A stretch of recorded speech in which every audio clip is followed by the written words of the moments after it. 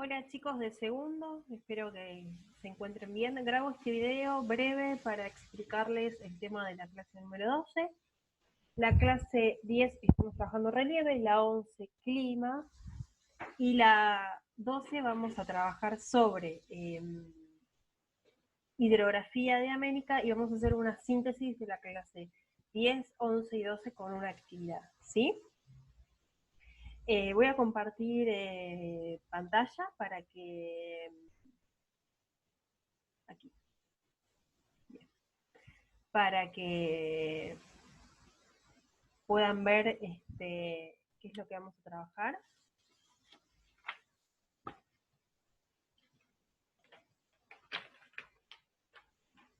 Bien, acá estamos. Como les mencionaba, esta clase va a ser una clase sobre hidrografía de América y una actividad de síntesis. Este trabajo va a ser individual, ¿sí? El trabajo de edición, si fueran grupales, este va a ser individual porque como es una síntesis, queremos saber si pudieron individualmente entender o captar mejor los contenidos y los temas de las clases 10, 11 y 12. ¿Sí? Bien, hablamos de hidrografía.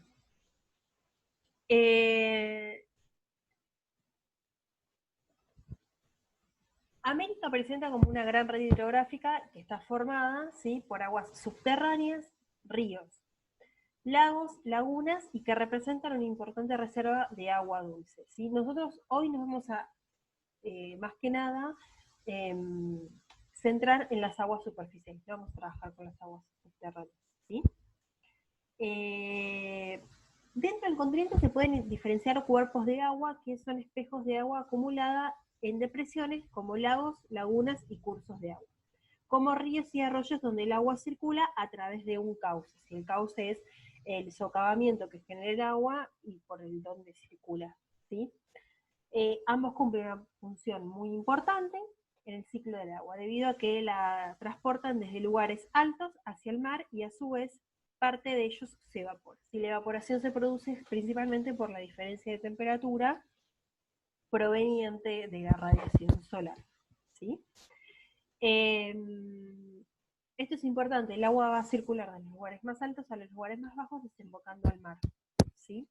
Entonces, la cordillera de los Andes va a ser una gran divisoria de aguas a nivel continental y nos va a dar cursos de agua que vayan hacia el Atlántico y cursos de agua que vayan hacia el Pacífico.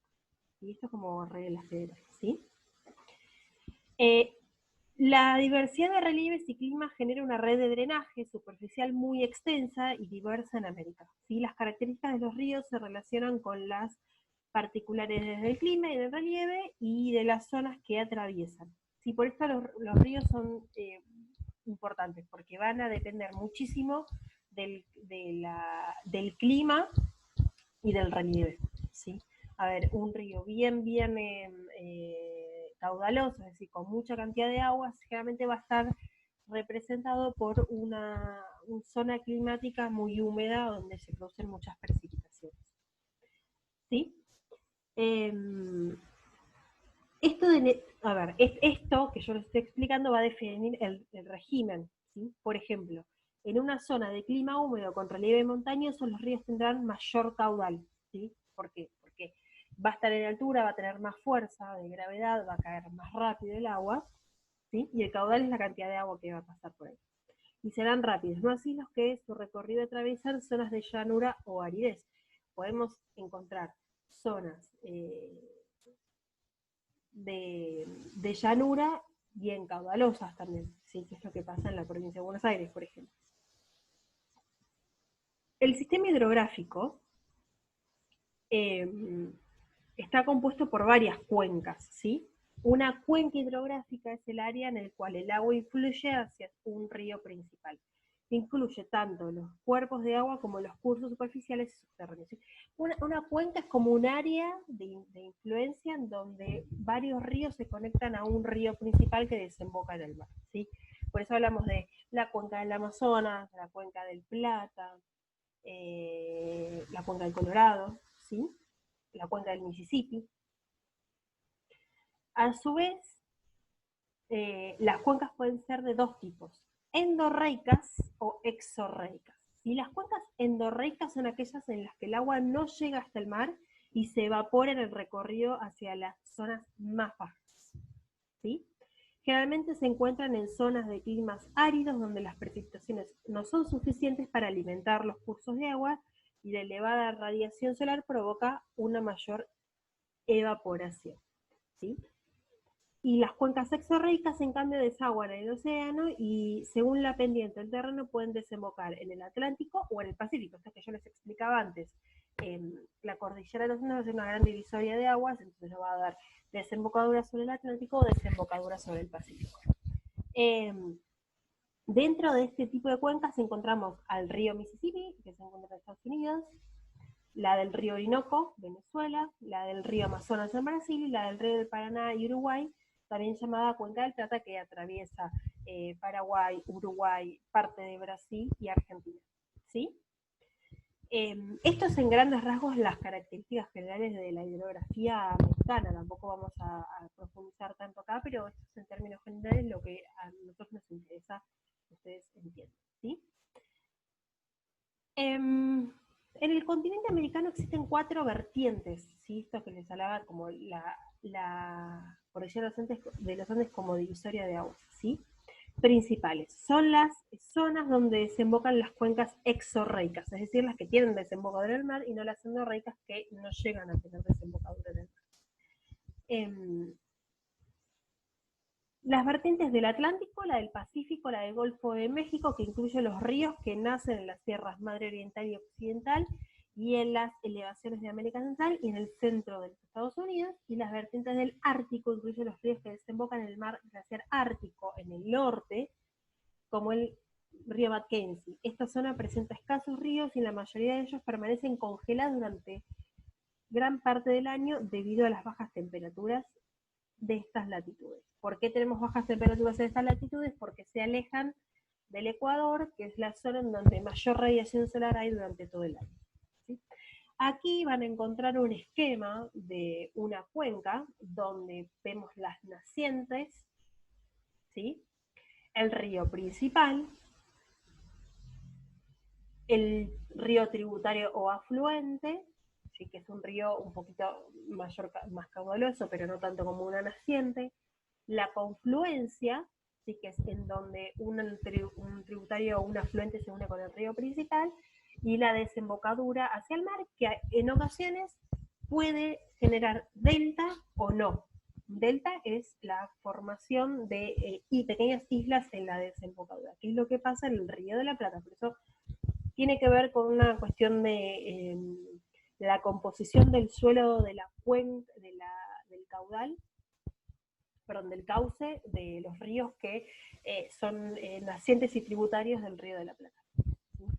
Eso no vamos a entrar tanto pero en detalle, pero para que ustedes tengan una idea, eso es un delta. Las islas del delta del Paraná son esas islas que se forman a partir de la sedimentación de partículas de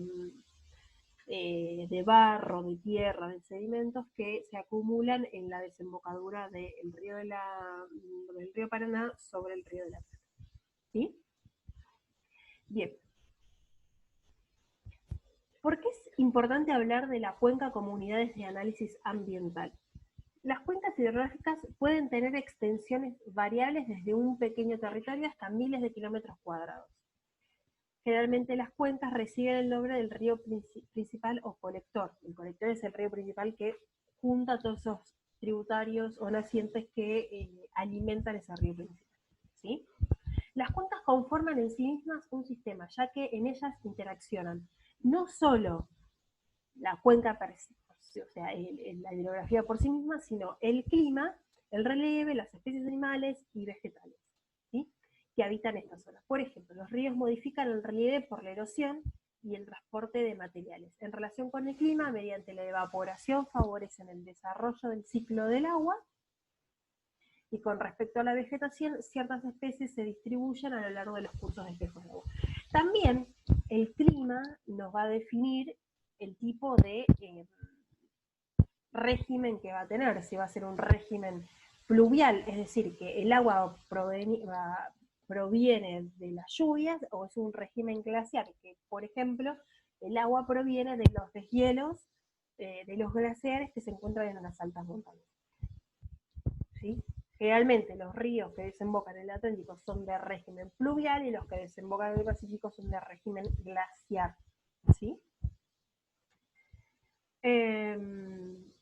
También nos va a definir el caudal por estaciones. Vamos a tener estaciones donde las lluvias son más marcadas y por lo tanto vamos a tener mayor caudal de agua, y hay estaciones en las que va a llover menos y por lo tanto vamos a tener menor caudal de agua. Fíjense por qué la cuenca puede funcionar como una unidad de análisis ambiental. ¿Sí? Bueno, bien, esto es en términos generales hidrografía. Luego ustedes van a tener, les voy a mostrar acá en el trabajito, son varios puntos, pero no son difíciles de hacer, no se asusten. Van a observar un video que va a hablar sobre la hidrografía general de América, más la lectura de este material que yo les expliqué brevemente, y van a tener que definir el concepto de cuenca hidrográfica, van a tener que definir los términos que figuran en el esquemita que les mostré recién sobre cuencas, van a tener que explicar dónde nacen los ríos del continente y por qué. O sea, acá hablamos de ¿cómo se llaman? Las vertientes hidrográficas, ¿sí? ¿Dónde nacen esos ríos y en dónde desembocan? ¿A qué se denomina vertiente hidrográfica y cuáles puedes reconocer y qué características tienen? ¿Sí? Para ello van a tener que completar el siguiente esquema. Vertiente, características, a ver, son 4 vertientes. Acá sobre bueno, 4 vertientes, les decía. ¿Qué características son la importancia económica que tienen y los ríos principales que conforman esa vertiente? ¿Sí? Vamos a hablar brevemente de lagos. ¿Sí? En el continente se localizan importantes cuencas lacustres, es decir, lagos, ¿sí? Y van a tener que ubicar en el mapa América con nombre y referencia. No se olviden que los mapas siempre llevan título, nombre y referencia de los puntos que ustedes quieren indicar. Aquellos lagos que aparecen en el video, ¿sí? Son poquitos. Tienen que caracterizar el sistema de los grandes lagos que se encuentran en América del Norte y por qué los ríos tienen además una importancia política, ¿sí? Y van a tener que citar 3 ejemplos de los que aparecen en el video. Digamos, más allá de que tienen una importancia ambiental, también tienen una importancia política, porque funcionan como límites entre países, porque es una gran fuente de recursos, es un medio de transporte, bueno, que sigan pensando por qué también tienen esa importancia política. Tienen que fundamentar por qué a partir de estudio de una cuenca hidrográfica se puede realizar un análisis ambiental, y qué ocurriría con el caudal de un río si en sus nacientes se produjera una estación seca, es decir, una estación sin lluvias. Estación hablamos de estación de año, ¿sí? Pues una primavera sin lluvias, un verano sin lluvias. Y si se produjera una estación con exceso de precipitaciones, ¿qué pasa? ¿Sí? Y a modo de repaso tienen un verdadero.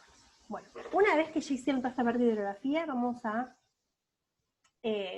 la síntesis de las clases 10, 11 y 12. Van a observar estas 4 imágenes, son bastante sencillas. Una se localiza en México, la otra en Perú, una en Estados Unidos y la otra en el norte del continente, que podemos decir Canadá, Alaska, pongámosle. Y para cada una de ellas van a tener que escribir un párrafo indicando el hemisferio en que se ubica, el factor, el tipo de clima, y acá vuelven al mapa de climas que estuvimos trabajando la semana pasada, el factor que influye en el clima de la región, piensen qué factores climáticos modifican los elementos del clima para darnos esas características climáticas, qué proceso endógeno, es decir, interno de la Tierra, y exógeno, es decir, externo de la Tierra, forman el relieve, esto es clase 10, la ecorregión a la que pertenece, la cobertura vegetal que va a tener, puede ser arbórea, arbustiva, herbácea, y la estratificación. ¿Se acuerdan de los institutos que estuvimos trabajando? Lo mismo, arbórea, arbustiva, herbácea, puede tener mucha cobertura vegetal, poca cobertura vegetal, puede ser una cobertura vegetal uniforme o puede tener una gran variedad de cobertura vegetal. Eso lo van a tener que indicar a partir de la observación de estas imágenes. La hidrografía, si es que ustedes piensan que puede pertenecer a alguna cuenca, de ser así, mencionen a cuál y mencionen a qué vertiente pertenece. ¿Sí? A esto, para hacer este trabajo, les recomiendo mucho que trabajen con un mapa físico-político o político de América, que eso les va a ayudar muchísimo para poder identificar en dónde se localizan para poder hacer todos estos ejercicios. Y si se trata de un área propensa a padecer sismos, sí, no y por qué. Bueno, acá es fundamental el trabajo con mapas, ¿sí? Esto que les decía, trabajo con mapa físico-político para ubicar y después tener a mano el mapa de las placas tectónicas para saber. Recuerden que siempre sobre el oeste se encuentran las placas de subducción y por lo tanto las placas más propensas a generar sismos. El mapa de climas, el mapa de ecorregiones. Con esos tres mapas ustedes van a poder trabajar este último punto. Bueno, espero que... Ahí está. Espero que nada, que les vaya bien, que si tienen alguna consulta la hagan.